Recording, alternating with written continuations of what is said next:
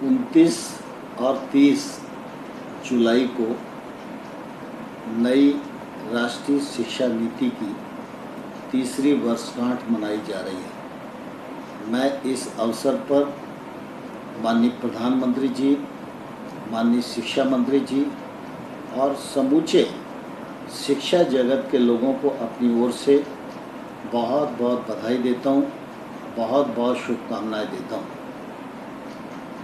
हमारे प्रधानमंत्री माननीय नरेंद्र मोदी जी की दूरदृष्टि के परिणाम स्वरूप नई राष्ट्रीय शिक्षा नीति आई है।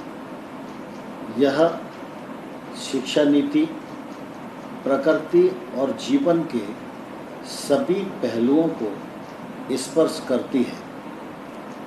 इस शिक्षा नीति के परिणाम देश भर में अच्छे आ रहे हैं।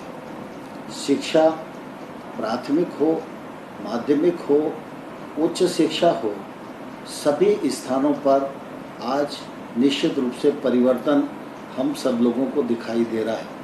मुझे ध्यान है जब मैं छोटा था और स्कूल में पढ़ता था तो न तो शिक्षा की दिशा थी और ना ही कोई बहुत दशा थी, लेकिन आज दिशा भी बदली है और दशा भी बदली है। पहले शिक्षा केंद्रित विद्यार्थी को रहना पड़ता था, लेकिन आज विद्यार्थी केंद्रित शिक्षा हो गई है। विद्यार्थी अपनी मर्जी से, अपनी सुविधा से, अपनी पसंद से अपने भविष्य को चुनकर किस दिशा में जाना चाहता है, यह शिक्षा नीति उसी दिशा को प्रवृत्त करती है और निश्चित रूप से आगे बढ़ाती है। मुझे इस बात का भी गौरव है कि नई राष्ट्रीय शिक्षा नीति का समावेश कृषि शिक्षा में भी हो। यह प्रधानमंत्री जी का निर्देश था। उनके निर्देश के अनुसार कृषि शिक्षा में भी विभिन्न प्रकार के बदलाव किए गए हैं, जिसका परिणाम आने वाले कल में निश्चित रूप से हम सब लोगों को देखने को मिल रहा है।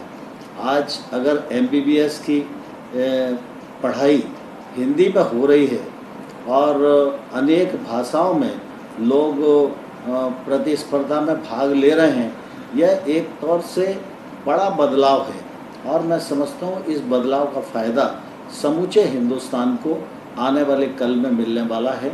नई राष्ट्रीय शिक्षा नीति ये एक तौर से गुरु शिष्य परंपरा का पुनर्जागरण है और मैं इस अवसर पर सभी शिक्षार्थियों को और गुरुजनों को और मंत्रालय के सभी लोगों को बहुत बहुत बधाई देता हूँ।